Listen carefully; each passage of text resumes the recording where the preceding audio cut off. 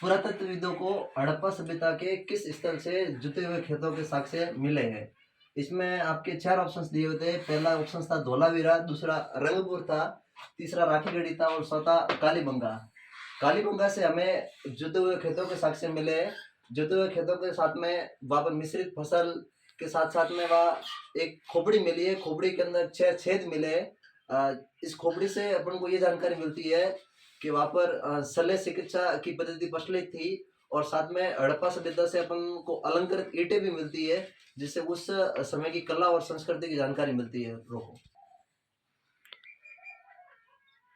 इसमें दूसरा प्रश्न है, बौद्ध धर्म और जैन धर्म के आरंभिक ग्रंथों में कितने महाजनपदों का उल्लेख मिलता है? बौद्ध धर्म का एक ग्रंथ है, उसका नाम है अंगुत्तर निकाय। क्या नाम है? अंगुत्तर निकाय। और एक जैन धर्म का ग्रंथ है, उसका नाम है भगवती सूत्र। भगवती सूत्र। इन दो ग्रंथों से अपन को 16 महाजनपदों की जानकारी मिलती है। 16 ही महाजनपदों में सबसे शक्तिशाली महाजनपद है, उसका नाम है मगध। का जो उत्तर है वो स है। 16 महाजनपदों की जानकारी मिलती है। तीसरा प्रश्न है, धर्म सूत्र और धर्मशास्त्र में विवाह के कितने प्रकारों की स्वीकृति दी गई है? इसमें 4 ऑप्शंस दिए गए हैं। पहला ऑप्शन है 4, दूसरा है 2, तीसरा है 8 और जो चौथा है वो 7। धर्मशास्त्र, हिंदू धर्मशास्त्र के अनुसार विवाह के 8 प्रकार बताए गए हैं। विवाह के 8 प्रकारों में जो 4 विवाह है वो अच्छी क्वालिटी के माने गए और जो 4 विवाह है वो निकृष्ट माने गए। विवाह के 4 अच्छे प्रकारों में जो सबसे पहला प्रकार है उसे प्रजापति कहा गया है। दूसरा विवाह का जो प्रकार है उसे आश्रम विवाह कहा गया है। तीसरा जो विवाह का प्रकार है उसे देव विवाह कहा गया है और जो चौथा विवाह का प्रकार है उसे ब्रह्म विवाह कहा गया है। विवाह के जो 6 पीछे जो विवाह के प्रकार बचते हैं उसमें गंधर्व विवाह, आसुर विवाह, राक्षस विवाह और पैशाच विवाह इसमें शामिल है। इन 8वें विवाह के प्रकार में सबसे जो अच्छा विवाह माना गया है वो ब्रह्म विवाह माना गया है। ब्रह्म विवाह में जो लड़की होती है, इसके पिता होते हैं वो एक योग्य और शीलवान वर को ढूंढकर अपनी पुत्री का विवाह एक योग्य वर के साथ में करवाते हैं। और विवाह का सबसे निकृष्ट जो प्रकार माना गया है उसमें पैशाच विवाह माना गया है। पैशाच विवाह के अंदर जो लड़का होता है वो किसी लड़की के शरीर पर जबरन अपहरण करके उसके साथ विवाह करता है, ये सबसे निकृष्ट माना गया है। तो इस प्रकार से हमको 4 अच्छे विवाह और 4 गलत विवाह या फिर सामाजिक दृष्टि से या धर्म शास्त्रों के अनुसार गलत जो माने गए हैं 4 ये और 4 दोनों को गिनते हैं तो 8 आता है। इस प्रकार इस प्रश्न का जो उत्तर है वो 8 है। चौथा प्रश्न है कि किस दार्शनिक का संबंध यूनान से है? तो यूनान से संबंध सुकरात का है। किसका है? पांचवा प्रश्न है कि अलबरूनी है वो किसके साथ में भारत आया था? तो अलबरूनी है वो एक विदेशी आक्रांता था, उसका नाम मोहम्मद गजनवी था, उसके साथ में भारत आया था। मोहम्मद गजनवी है वो मध्य एशिया के गजनी नामक जगह का शासक था और इसने 1000 और 1027 के बीच में भारत पर लगभग 17 बार आक्रमण किए। आक्रमणों की अवधि के अंदर सबसे अधिक उसने आक्रमण है सोमनाथ के मंदिर पर किए।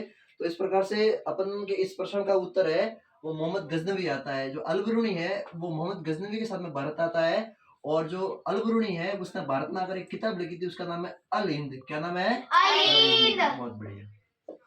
इस पेपर के अंदर जो छठा प्रश्न है वो इस प्रकार है कि शासन में शरिया का पालन सुनिश्चित करवाने वाले क्या लगते थे? सातवां प्रश्न है कि कृष्णदेव राव का जो संबंध है वो किस वंश से है? पहला जो उत्तर है वो संगम वंश है, दूसरा तुलुक वंश है, दूसरा सुलु वंश है, तीसरा तुलु वंश है, चौथा अराबिंदु या अराविडु वंश है। तो इसका जो रियल आंसर है वो तुलु वंश है।